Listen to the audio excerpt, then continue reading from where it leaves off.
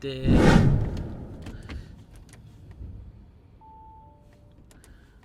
car starts. Bash! Right, so it's National Apprentice week. So we decided that we're going to create a little bit of content, obviously. Got Mr. Apprentice, the man who's known in Liverpool as Mr. Apprentice. Here with us. We're going to go around some famous Liverpool landmarks, Tom. Oof, like what? What do you mean, like what? This is where my granddad grew up, around it. The Strand. No, this is where my granddad grew up, Kirkdale, around this neck of the woods. Just over there. Played some football games on there. He's got an interesting story, my granddad, about barrage balloons in this corner here. But yeah, less of me, Tom. I've known you for ages.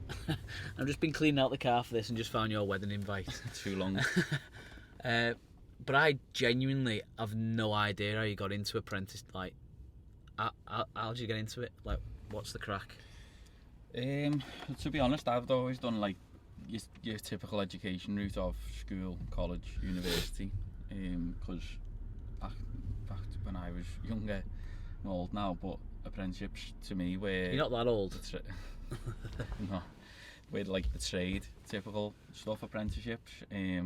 But I got into it because after uni, I got into teaching 16 to 24 year olds who were, again, stereotypically kicked out of mainstream school, weren't invested in it, engaged, been in jail, on tag, like that type of stuff, that type of background really, and that's how I got it. So I got into teaching, and then it was about giving them a second chance. And don't get me wrong, not every single learner was like that. There was a lot who'd come from the mainstream education system and didn't fancy it anymore. So teaching them BTEC sports qualifications, and then we had to give them a pathway into a sports coach apprenticeship within schools. So I used to have to go into the schools, meet with the schools to try and get them the vacancy and the placement, and it was that bit of business development and engaging with business people, head teachers, business managers, whoever that might be, principals, and then buying into that and getting that little bit of a buzz, of a win, of a sell, if you like, and then just progress from there into 4 other training providers now. Didn't you used to coach footy as well, though? Didn't you I remember talking to your dad, it might have been your brother at your wedding, did your speech at your wedding, was saying like the family were all massive football heads and used to coach football quite a bit. Yeah. Sorry, someone just jumping out in front of us. Standard Liverpool. I'm going to go down this road here. This is where my granddad grew up. 100 years ago, he used to... Well, it's not 100 years ago he lived down here, but this is where he grew up, down the wall. But this is probably typical of like a Liverpool area as well, isn't it? And like, you used to coach footy round here, didn't you? Yeah. What was it? Up the goals up the top? Yeah, so there's the pits there, and there was Scotty Road as well, so I used to play there when I was younger. And then I got into coaching quite early on really, because I couldn't get a game. Not as good as your brothers. Yeah, we're as good as everyone else. Do you think that's like helped you though? Because like the one thing that obviously we've got along pretty well over the last few years, but definitely one of the things with you is like you've got loads of empathy towards people, and I think that's one of the things you need when you're, certainly with me, I've got 3 apprentices now. I don't think you placed any of them, did you? It was all your other chum, Peter Benasco and his shiny shoes. Yeah. But do you think your coaching or your footy background helps with like the type of people that you bring on? Because every single one that you or Peter have brought to the table, should we say, they've all been absolute diamonds. Do you think it helps? Yeah, I think so. And I mean, back when I was doing the teaching with those learners, as a little incentive that I used to give them was, if they knuckled down and got on with what they needed to do, and they shown good attitude and everything in the college that we were running, I'd reward them with like coming to play for our Saturday League football team, and it was West Lancs League, it was West Lancs level, step 7, it was good. So exposing them to that as like a little incentive was good for them, but it definitely helps with like the people person resonation. Yeah, because the background, I don't know how many apprentices it is over the different companies I've worked for, and every company, to be fair, has been really supportive of apprentices. I started crikey, 12, 15 years ago, with a company called Just Accounts, and the owner there, Barry Florida, he was an absolute diamond for supporting young people. He gave me a massive opportunity. I don't know if I've told you, Tom, but I spent 10 years in the army. Well, nearly 10 years. Never told you that? No, never mentioned it. Never said. But he was really supportive of, like, I was saying, look, there's some good eggs. I remember the St. Helens Chamber, it's no longer a chamber. They used to thing called Meet the Employer. The first time I went, I was like, oh my God, there's some absolute nuggets at, like, good people, really good people who just wanted an opportunity. And Paddy was massively supportive of them.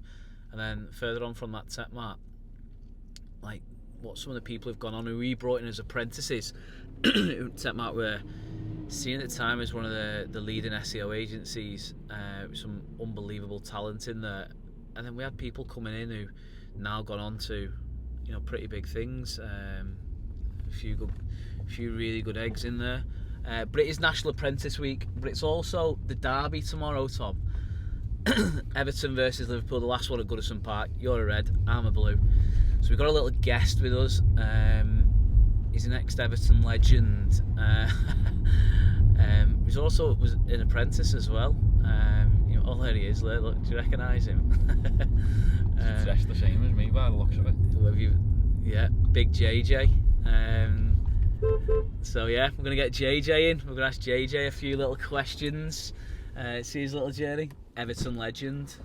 Everton legend? Yeah, Everton legend. He was at Everton in the... Oh, hey, JJ. How are we, boys? Everton College. He wasn't really Everton, I don't think. He wanted to be the next Jordan Pickford, and then he wasn't. He wasn't. Safety. Yeah, get your seatbelt on, JJ. It's not that I just Go start right beeping. through that camera. Oh, I've got to stop. It's telling me to stop, so he gets your seatbelt on. So yeah, JJ, we're just talking about. JJ works with me. Yeah, definitely with me. But we picked him up as an apprentice. But JJ, where did your journey start? It's pretty unique, isn't it? So the last agency that me and JJ were part of, Resident North, JJ was there, and then he's come with me as well. But where did your journey start, JJ, as an apprentice? Pretty unique, isn't it, really? Yeah, so obviously you just touched upon that. I was at Everton College. Really, the whole point of that last year at Everton College, coaches, the teachers are telling you that you either go try semi-pro, get a scholarship in America, or go to university to study anything with sports science, sports coaching. I knew in that last year that kind of sports wasn't really for me. I was kind of fed up of it all, doing it pretty much as a job in those last 2 years at Everton, and I kind of came out of it confused and lost.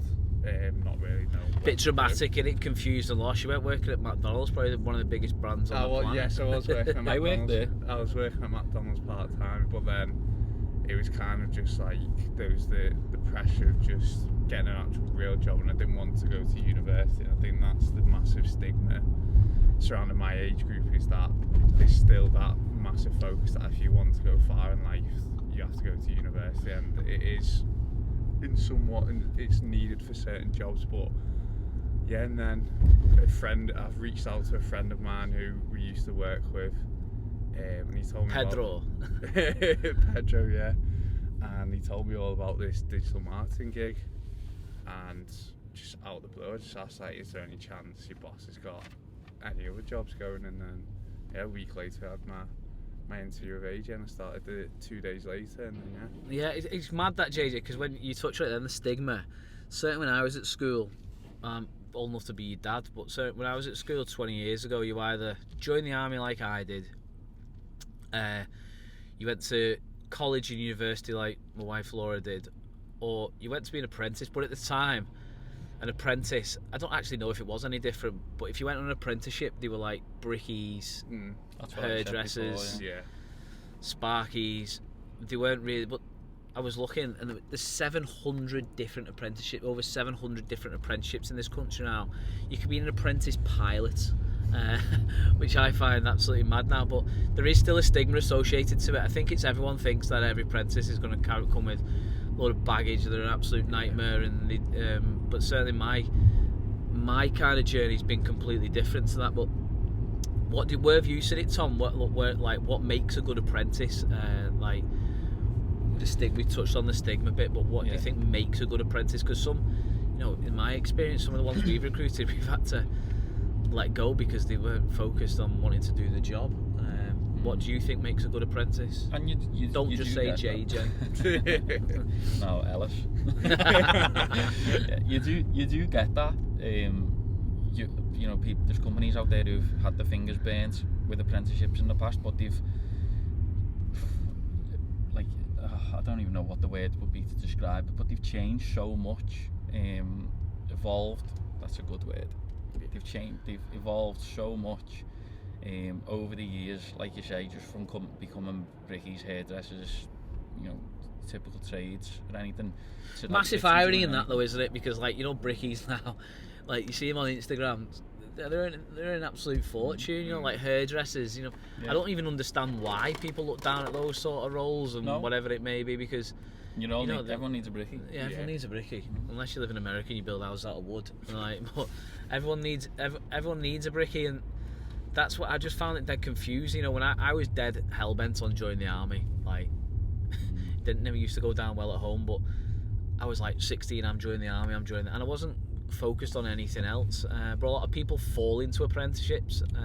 Well, I always wanted to be a teacher growing up, and hence, like I said before, going. Is that into why the you teaching. married one? That was like the second best thing. Yeah, it was because of her really that I stopped doing it, because that is not for me, that job. So, I mean, like now you can get into teaching assistant apprenticeships at the age of 16, being paid anything from, let's say, 14k upwards. You've already got your foot in the door at the school. You can complete your teaching assistant level 3, and then you go on to do your teacher training and potentially PGCE qualifications and everything then. But you can do them in anything. I mean, our group as our Access Industry, we're a massive group. We've got Access Sports, we've got Access Creative colleges all over the UK. So we do like your study programme qualifications as well. Then we do T-levels, then we do apprenticeships. You know, T-levels in like e-sports, e-games. E-sports? No way. Playing FIFA. That's class. But it's like you touched on like the spectrum, and certainly as a small business, you know, we're, I mean, no illusions, we're a tiny little business, relatively speaking, but I could have gone bigger quicker, but it was never fulfilling for. I get massive fulfillment. I don't know if it's an ego thing or whatever it is, but I get it like JJ going to networking events, people saying how good of a lad JJ is, and similarly with Ellis and Chris, but people who have worked with me in the past, like, you know, the list is pretty long. The girl called Sarah, Harry, Pedro, like there's quite a few. I get proper fulfillment on seeing them go on, you know, in their journey.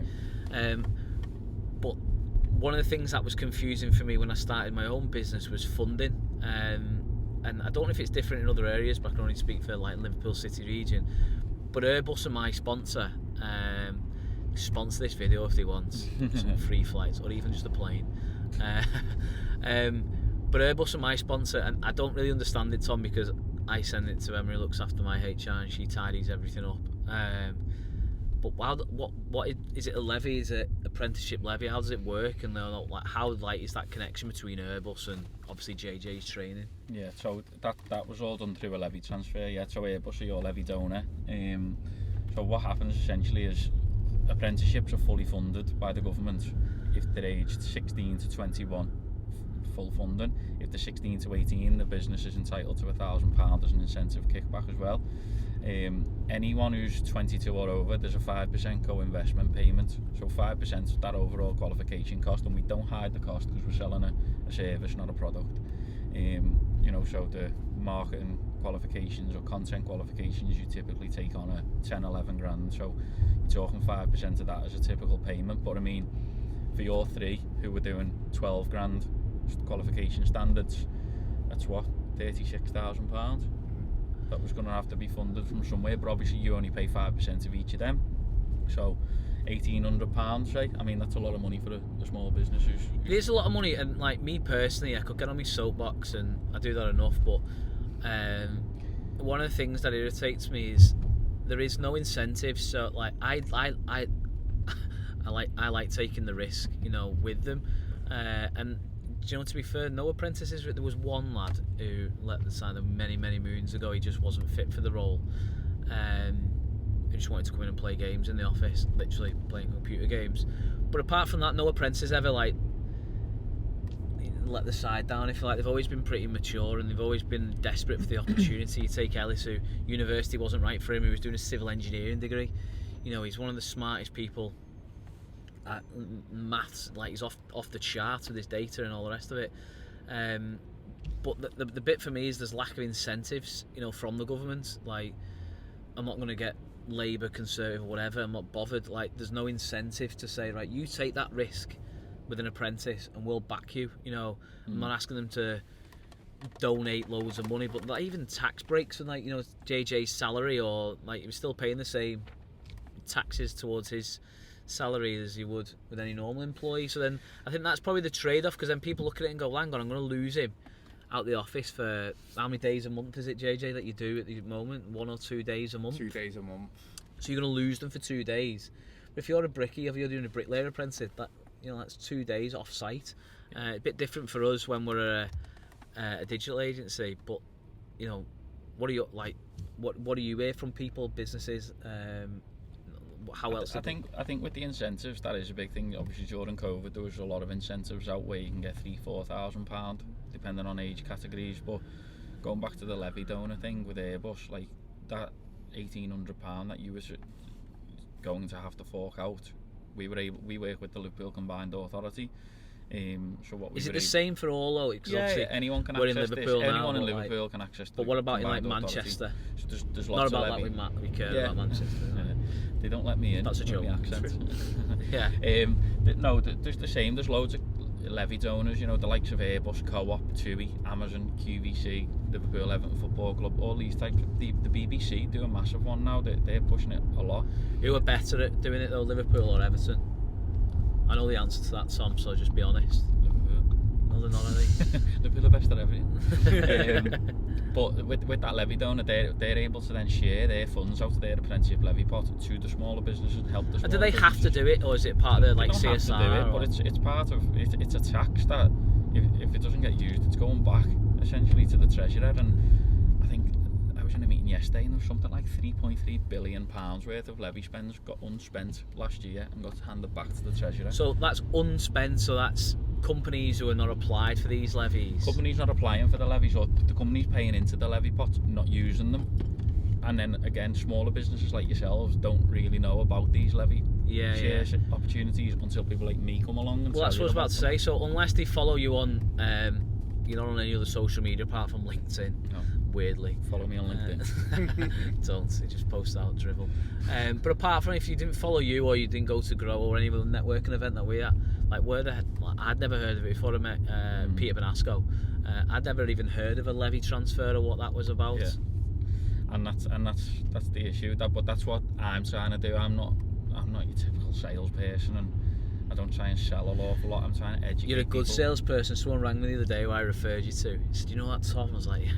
He's like, "He's relentless, isn't he?" It's like, yeah, he just wants you to have the good people. He's got some good candidates. She's like, I think you know what I'm talking about. She's like, yeah, but he's on it, isn't he? I was like, yeah, well, that's his job. He's good at what he does. Yeah. Say that again. No, it's a true story. Yeah. No more weddings to pay for now, though, so he doesn't need paying as much money. Oh, there's honeymoons and holidays now. There's always something. Honeymoon, you went to Centre Parks. No, that wasn't a honeymoon. No, that's my idea of hell. Do you know what else my idea of hell is, though? Is getting beat by yous. Hopefully we can just push this out today. But this time tomorrow, me and JJ will be literally bricking ourselves. Yeah. Why by the brick pub? I've got a feeling there's a lot more Liverpool fans who are a little bit more apprehensive about tomorrow, you know. Yeah, but the quality's there, isn't it? You got walloped by Plymouth Argyle. That's not gonna happen They're a good again. side. They are a solid bottom of the league. Plymouth Argyle? Yeah. What are you on about? Yeah. Got a Scouser in the team. They're always going to do well. Who? What is there some Who's got a Scouser? in the team? Plymouth Argyle? No, with Everton. Yeah, Plymouth Argyle had a Scouser in the team. Have we got a Scouser in the team? JJ's been let go, so He's not a Yeah. Scouser, he's He's not a from Scouser. Southport. Aren't There's Yeah. only you who is a Scouser. I? Yeah. I know, what you don't realise is that your wheels have gone already What, on this car? Yeah. Been sat still for 3 minutes. and your keys in my pocket. Yeah, but football, like, I was looking at football. Do you remember the YTS? Apprentices used to be massive back in the day for football clubs, YTS courses. youth training scheme, I think it was called, like stood for. Similar kind of thing. Yeah, but do you know, like, one of your biggest heroes was a YTS? Who? Jamie Carragher. Was he? Yeah. He was a YTS, and I was looking at it. There's a massive Everton legend as well. He was a YTS. Tony Ibbott. And I think Tony's gone on to do bigger and better Two things. of the best right backs in the country. Jamie Carragher wasn't a right back, was he? Yeah, right back. Was he? That's mad. Oh, going past Gooders. This is where JJ started his journey. Everton People's Hub. Is this where he used to come commuting? I did one of my exams there. I was based in Agbeth, Jericho Lane, South Liverpool. No way, that's class. But yeah, we've been waffling now. Why are we going closer? My dad told me to hold my nose when we're around here as a kid. Why? Because it stinks.